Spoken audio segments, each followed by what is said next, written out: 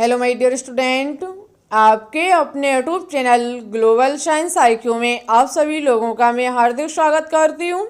आशा करती हूँ आप सभी लोग बहुत ही अच्छे होंगे और आपकी स्टडी भी बहुत ही अच्छी चल रही होगी। तो जैसा कि आप सभी लोगों को पता है, हम इवनिंग में 8 बजे के समथिंग एक 500 क्वेश्चंस की सीरीज चलाते हैं जिसकी ये क्लास नंबर 11 है, जिसमें आज हम आपको NCERT केमिस्ट्री से लिए हुए MCQ लगवाएंगे जो कि BSc nursing, CP net, VHU paramedical exam 2021 के लिए मोस्ट इम्पॉर्टेंट होंगे। आज के क्वेश्चंस बहुत ही शानदार क्वेश्चंस हैं, तो आप सभी लोग कॉपी पेन साथ लेकर के बैठें जिससे कि हम यहाँ पर जो भी पॉइंट डिस्कस करें उन सभी को आप मेरे साथ कॉपी में नोट डाउन कर सकें और सभी पॉइंट को बार बार रिवाइज करते रहें जिससे कि आपकी एग्जाम जब तक हो तब तक तैयारी और भी बेहतरीन हो जाए। तो आप सभी लोग आज की क्लास को बिल्कुल भी स्किप मत करें, अंत तक देखें और आप सभी लोगों से रिक्वेस्ट है कि आज की क्लास आपको अच्छी लगे, पसंद आए तो प्लीज इसे लाइक एंड दोस्तों के साथ शेयर जरूर करें। यदि अभी तक आपने हमारे चैनल को सब्सक्राइब न किया हो तो प्लीज इसे सब्सक्राइब करके ऑल पर क्लिक कर लें। इससे होगा क्या, हम जब भी कोई वीडियो अपलोड करेंगे तुरंत आपके पास हमारी वीडियो का नोटिफिकेशन पहुंच जाएगा और आपको वीडियो का इंतजार नहीं करना पड़ेगा। तो फिर ज़्यादा समय ना लेते हुए, टाइम वेस्ट ना करते हुए बात करेंगे आज के फर्स्ट क्वेश्चन पर, और जो पिछली क्लास में होमवर्क दिया था उसका आंसर अंत में जाकर के बताएंगे। तो आप सभी लोग मेरे साथ अंत तक बने रहें। वीडियो बहुत ही इंपॉर्टेंट वीडियो है क्योंकि आज के क्वेश्चन बहुत ही इंपॉर्टेंट क्वेश्चन हैं। आज का फर्स्ट क्वेश्चन है कि यदि किसी जलीय विलयन के pH का मान 0 हो तो वह विलयन होगा। यदि किसी जलीय विलयन के pH का मान कितना हो, 0, तो वह विलयन होगा अम्लीय, क्षारीय, उदासीन या फिर इनमें से कोई नहीं।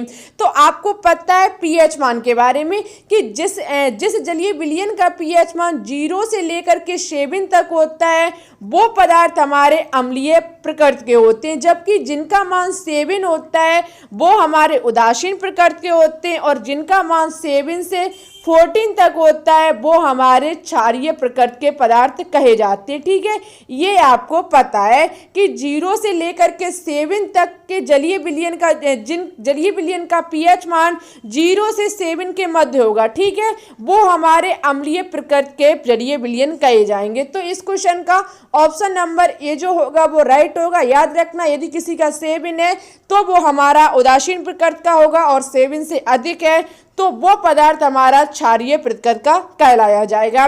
बहुत ही इंपॉर्टेंट क्वेश्चन है, ऐसे ही क्वेश्चन आपके एग्जाम में पूछे जाते हैं। ठीक है, बात करते हैं नेक्स्ट क्वेश्चन पर। नेक्स्ट क्वेश्चन है कि सबसे अधिक क्रियाशील है साधारण hydrogen, ortho hydrogen, para hydrogen या फिर नवजात हाइड्रोजन।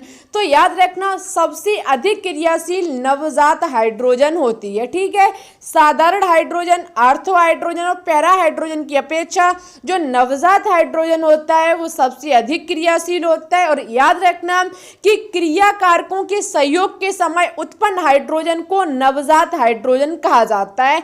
नवजात हाइड्रोजन में जो हाइड्रोजन परमाणु होते हैं वो ओनली एक ही होता है और ये गुण कोष्ठक में ऐसे इस प्रकार से बंद होता है। इसे ही कहा जाता है नवजात हाइड्रोजन, जो कि क्रिया कारकों के सहयोग के समय उत्पन्न होता है और कुछ इस प्रकार से लिखा जाता है जिसमें हाइड्रोजन का ओनली एक परमाणु पाया जाता है और सबसे अधिक क्रियाशील होता है। बहुत ही इंपॉर्टेंट क्वेश्चन है, आज ही इसे कॉपी में नोट डाउन करें और माइंड में फिट करें। ठीक है, बात करते हैं नेक्स्ट क्वेश्चन पर। नेक्स्ट क्वेश्चन है कि पूर्ण दग्ध प्लास्टर होता है। याद रखना, पूर्ण दग्ध प्लास्टर कैल्शियम सल्फेट को कहा जाता है CaSO4 कैल्शियम सल्फेट को पूर्ण दग्ध प्लास्टर कहा जाता है। इसका निर्माण जो होता है वो प्लास्टर ऑफ पेरिस आपको पता है CaSO4 × ½ H2O होता है। ठीक है, ये हमारा जो होता है प्लास्टर ऑफ पेरिस, इसे जब 393 केल्विन ताप पर गर्म किया जाता है तब हमारा क्या बनता है, CaSO4, जिसे कहा जाता है पूर्ण दग्ध या फिर इसका दूसरा नाम याद रखना मृत तापित प्लास्टर भी होता है। ठीक है, मृत तापित प्लास्टर भी कहा जाता है CaSO4 को। और जल के जो अणु होते हैं वो पूर्ण रूप से बाहर निकल जाते हैं। हाफ H2O जो जल का भाग है वो बाहर निकल जाएगा और हमें CaSO4 कैल्शियम सल्फेट, जिसे मृत तापित भी कहा जाता है और जिसे पूर्ण दग्ध प्लास्टर के नाम से भी जाना जाता है। ठीक है, इस हिसाब से इस क्वेश्चन का ऑप्शन नंबर ए जो होगा वो राइट होगा। बात करते हैं नेक्स्ट क्वेश्चन पर। नेक्स्ट क्वेश्चन है कि एक तत्व के बाहरी कोश में उपस्थित इलेक्ट्रॉनों की चारों क्वांटम संख्याएं निम्न हैं। n बराबर 4, l बराबर 1, m बराबर 0, s बराबर 1 प्लस की 1/2 है। यदि यह निम्नलिखित ब्लॉक का है। देखो, क्वांटम संख्याओं के बारे में हम बहुत ही डिटेल से जानकारी दे चुके हैं। यदि आपने नहीं देखी तो वो क्लासेस जरूर देखें। आपको पता है लगभग जो अकार्बनिक रसायन है उसकी हमारी लगभग 40+ वीडियो डली हुई है। 40+ वीडियो अकार्बनिक रसायन की डली हुई है। यदि आपने वो नहीं देखे तो एक बार जरूर देखें, क्योंकि जब तक आपका टॉपिक क्लियर नहीं होगा, आप इस प्रकार से MCQ कितने भी लगा लीजिए, आपकी तैयारी उतनी बेहतरीन नहीं होगी जितनी टॉपिक पढ़ने से होगी। तो आप सभी लोग ये जो 500 क्वेश्चंस की सीरीज चलाते हैं, इसके साथ साथ अपनी टॉपिक भी क्लियर करते रहें। हम वैसे वीडियो अपलोड करते हैं, अभी तबीयत ठीक नहीं है इसलिए कुछ भी मान लीजिए। और जैसे कि हमने कल वीडियो जो इससे पहले वीडियो अपलोड की, वो हमने ऑर्गेनिक केमिस्ट्री का लेक्चर नंबर 10 शायद अपलोड किया, 10 है या 9 है मुझे क्लियर याद नहीं है। तो उसको किसी ने नहीं देखा, इतना नहीं देखा जितना देखना चाहिए था, क्योंकि मध्यवर्ती अपक्रिया और हमने वहाँ प्रेरक प्रभाव के बारे में जानकारी दी। बहुत ही इंपॉर्टेंट जानकारी थी, क्योंकि वो बेसिक जानकारी है रिएक्शन की वो बेसिक जानकारी जब तक आपको नहीं पता होगी, आप उन चीज़ों को नहीं सीख पाओगे। आपने वो क्लास बिल्कुल नहीं देखी, बिल्कुल मिस कर दी, कोई बात नहीं। अब जो ऑर्गेनिक केमिस्ट्री का नेक्स्ट लेक्चर आएगा वो तभी आएगा जब आप पूरी तरीके से तैयार हो जाओगे और कमेंट बॉक्स में कमेंट करके कहोगे कि अब हम तैयार हैं, वीडियो को डाल दीजिए। ठीक है, यदि आप ऑर्गेनिक केमिस्ट्री पढ़ना चाहते हो तो कमेंट बॉक्स में कमेंट करके बता दीजिए, तो हम आगे स्टार्ट करेंगे। अन्यथा हम इसी प्रकार से 500 क्वेश्चंस की सीरीज डेली अपलोड करते रहेंगे, क्योंकि जब आप पढ़ोगे नहीं तो हम अपलोड ही क्यों करें, किसके लिए करें, क्योंकि कल की क्लास आप लोगों ने बिल्कुल नहीं देखी। यदि इसी प्रकार से आप देखोगे तो हम टॉपिक नहीं कराएंगे, ओनली इसी प्रकार से MCQ लगवाते रहेंगे। और MCQ और टॉपिक को पढ़ने में बहुत अंतर होता है। जब तक आपका टॉपिक क्लियर नहीं होगा, इसी प्रकार से MCQ कितने भी लगा लीजिए, तैयारी उतनी बेहतरीन नहीं होगी। टॉपिक से आपके क्वेश्चंस भी तैयार हो जाएंगे और आपकी थ्योरी भी तैयार हो जाएगी। ठीक है, तो आप तैयार हैं ऑर्गेनिक केमिस्ट्री पढ़ने के लिए या नहीं। एक क्वेश्चन हमने क्लास में दिया था, उसका आंसर एक बच्चे ने दिया, गलत हो चाहे सही हो, लेकिन उसने कम से कम दिया तो, जिसका नाम है अनुराधा मौर्य। उन्होंने आंसर दिया ऑर्गेनिक केमिस्ट्री में। एक क्वेश्चन हमने होमवर्क में दिया था, न किसी ने आंसर दिया न देने की कोशिश की। यदि इसी प्रकार से तैयारी करोगे तो शायद ही आपका कैसे सिलेक्शन होगा। तो कम से कम आंसर दिया करो और तैयार हो या नहीं। यदि आप कहोगे तो ही नेक्स्ट क्लास आएगी ऑर्गेनिक केमिस्ट्री की, अन्यथा हम इसी प्रकार से 500 क्वेश्चंस की सीरीज चलाते रहेंगे। देखते हैं आप कितना तैयार है, तैयार हो तो बताइए। ठीक है, बात करते हैं आज के क्वेश्चंस पर, ज़्यादा समय न लेते हुए, क्योंकि ये बात गलत है। आप लोग कम से कम वीडियो तो देख लीजिए, देख लें करें, क्योंकि इससे आपका ही फायदा होगा, हमारा कुछ नहीं। एक तत्व के बाहरी कोश में उपस्थित, देखो यदि आप वीडियो देखोगे तो मेरा मन लगेगा, हम और भी अच्छे से अच्छा कंटेंट लाने की कोशिश करेंगे। आप लोग जब वीडियो नहीं देखोगे तो मुझे ये लगता है कि शायद आप लोग पढ़ना नहीं चाहते हैं, तो हम क्यों वीडियो अपलोड करें। यदि आप लोग वीडियो को देखोगे, दोस्तों के साथ शेयर करोगे, तो हम भी इसी प्रकार से आपकी तैयारी कराते रहेंगे। ठीक है, आज के क्वेश्चन पर फर्स्ट इस पर बात करेंगे। क्वेश्चन में आपको पूछ रहा है कि किस निम्नलिखित में से किस ब्लॉक का तत्व है। क्वांटम संख्याएं बहुत ही डिटेल से हम पढ़ा चुके हैं। आपको पता है 4 प्रकार की क्वांटम संख्याएं होती हैं। फर्स्ट होती है हमारी प्रिंसिपल क्वांटम नंबर, सेकंड होता है azimuthal quantum number, magnetic quantum number और स्पिन क्वांटम नंबर। ये हमारी 4 होती हैं, जिसे हिंदी में मुख्य क्वांटम संख्या, दुग्यांशी क्वांटम संख्या, चुंबकीय क्वांटम संख्या और चक्रण क्वांटम संख्या के नाम से जाना जाता है। ठीक है, यहाँ पर आपको पता है n बराबर 4 दे रहा है, मीन्स यहाँ पर मुख्य क्वांटम संख्या n बराबर 4, मुख्य क्वांटम संख्या का मान कितना है 4।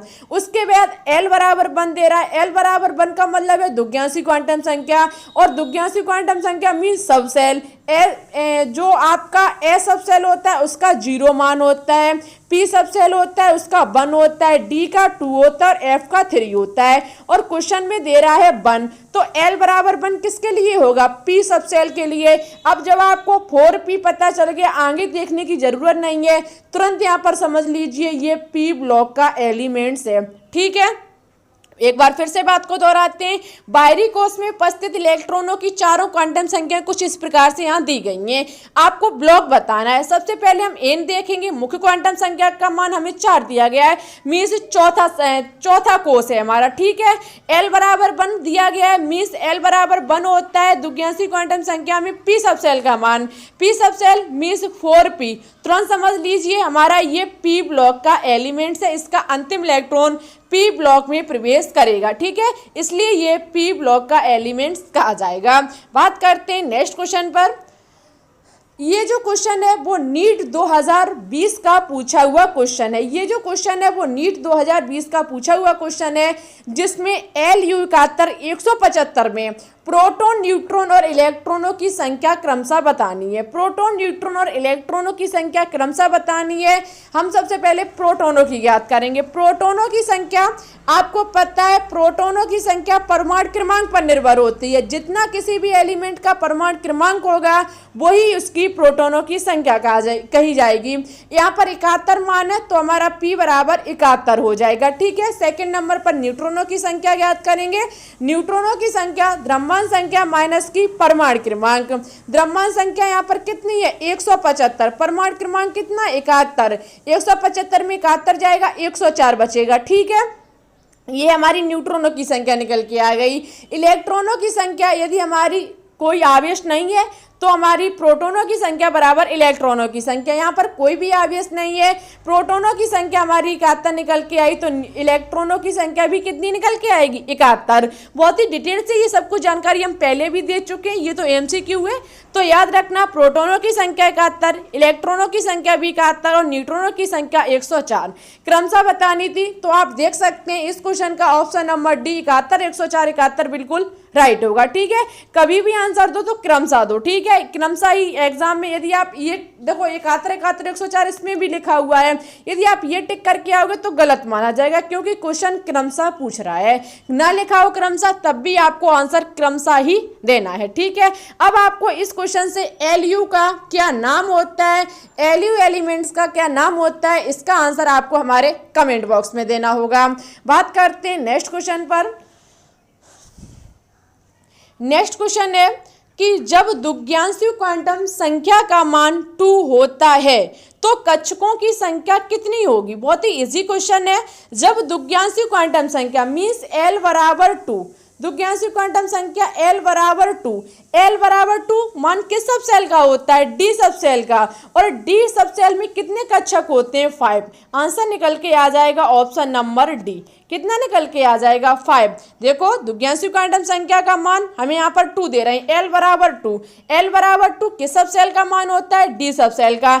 D सब सेल का मान 2 होता है और पूछ रहा है कि कक्षकों की कितनी संख्या होगी, तो 5।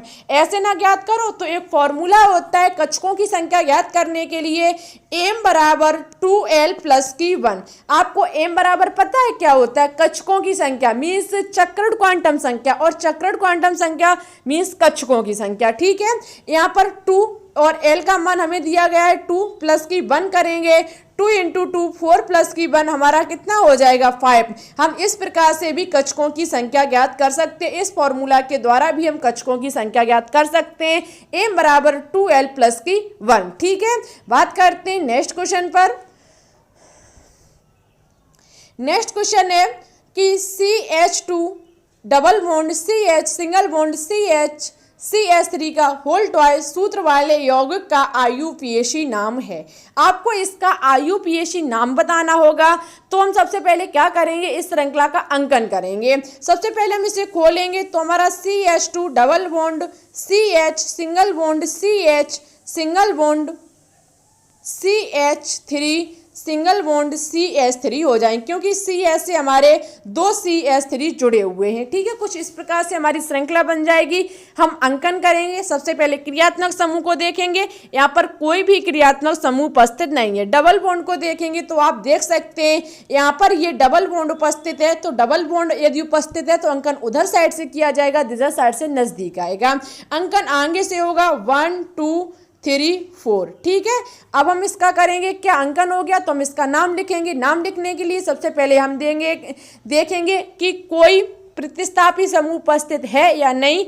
तो आप देख सकते हैं यहाँ पर CH3 उपस्थित है, प्रतिस्थापी समूह मैथिल, वो भी 3rd कार्बन पर, तो हमारा हो जाएगा 3 मैथिल। ठीक है, कोई भी रिंग नहीं बन रही है। उसके बाद हम का मुख्य कार्बन का नाम लेंगे तो हमारे 4 कार्बन परमाणुओं की चेन बन रही है, तो 4 के लिए शब्द लिखा जाता है ब्यूट। क्या लिखा जाता है? ब्यूट। ठीक है, और फर्स्ट कार्बन पर हमारा कौन सा बंध उपस्थित है?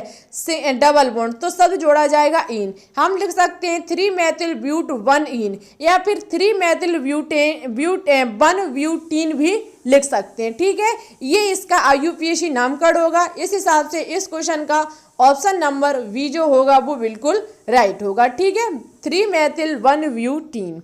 आई होप आपको ये क्वेश्चन समझ में आ चुका होगा और ये इजी भी है, हम आपको पहले भी सिखा चुके हैं। आज का नेक्स्ट और लास्ट क्वेश्चन जो हमने आपके लिए होमवर्क में रखा है, जिसका आंसर आपको हमारे कमेंट बॉक्स में देना होगा। देखते हैं इस क्वेश्चन का आंसर कौन सबसे सही और अच्छे से देता है। जो सही और अच्छे से देंगे उनका नाम हम नेक्स्ट क्लास में लेकर के जरूर आएंगे। क्वेश्चन कुछ इस प्रकार से है कि निम्न में से किस धातु को चाकू द्वारा आसानी से काटा नहीं जा सकता है? कौन सी ऐसी धातु जिसे आसानी से नहीं काटा जा सकता है? सोडियम, एल्यूमिनियम, लिथियम या फिर पोटेशियम।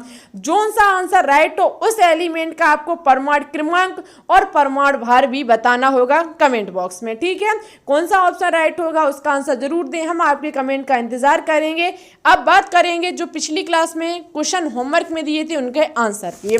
सबसे फर्स्ट क्वेश्चन था कि मेटाप्लम्बिक, इस प्रकार से नाम था मेटाप्लम्बिक अम्ल का आपको नाम बताना था, लेकिन किसी ने भी नहीं दे पाया। कोई बात नहीं, कम से कम आप लोगों ने ये तो कहा कि मुझे पता नहीं, बता दीजिए। यदि आप इतना नहीं कहते तो शायद हम बताते भी नहीं, क्योंकि जब तक आप नहीं बताओगे तब तक मुझे भी नहीं पता चलेगा कि आपको पता है या नहीं। तो हम आपको बता देते हैं, इसका सूत्र होगा H2PVO3। ठीक है, H2PVO3 मेटाप्लम्बिक अम्ल का फॉर्मूला होता है। सेकंड क्वेश्चन था कि एम कोश में कितने उपकोष हैं, उनके प्रतीक लिखिए। तो आपको पता है एम कोश हमारा थर्ड कोश होता है, जिसमें 3 उपकोष होते हैं, 3 सबसेल होते हैं, 3S 3P और 3D। ठीक है, यदि बात की जाए कि इस लास्ट क्वेश्चन का आंसर किसने दिया, तो इस लास्ट क्वेश्चन का आंसर सुखदेव शर्मा, अनुराधा मौर्य और हिमांशी, ओनली 3 बच्चों ने सही दिया। थैंक यू, आप ऐसे ही कोशिश करते रहिए, आपका सिलेक्शन जरूर हो जाएगा। और आप सभी लोगों से रिक्वेस्ट है कि थोड़ा इस चैनल को ग्रो कराइए, अपने दोस्तों के साथ हमारी वीडियो को शेयर कीजिए। आज की क्लास कैसी लगी कमेंट बॉक्स में कमेंट करके जरूर बताएं। वीडियो अच्छी लगे तो लाइक एंड दोस्तों के साथ शेयर जरूर करें। हमारे चैनल पर न्यू हो तो इसे सब्सक्राइब करके ऑल पर क्लिक कर लें। इससे होगा क्या, हम जब भी कोई वीडियो अपलोड करेंगे तुरंत आपके पास हमारी वीडियो का नोटिफिकेशन पहुंच जाएगा और आपको वीडियो का इंतजार नहीं करना पड़ेगा। जो भी क्वेश्चन होमवर्क में दिए उनका आंसर जरूर बताएं, हम आपके आंसर का इंतजार करेंगे। जो बच्चे सही और अच्छे से देंगे उनका नेक्स्ट वीडियो में हम नाम भी लेकर के आएंगे। तो फिर ठीक है, आज के लिए बस इतना ही, चलते हैं। Thanks for watching this video. जय हिंद, जय भारत, ऑल द बेस्ट।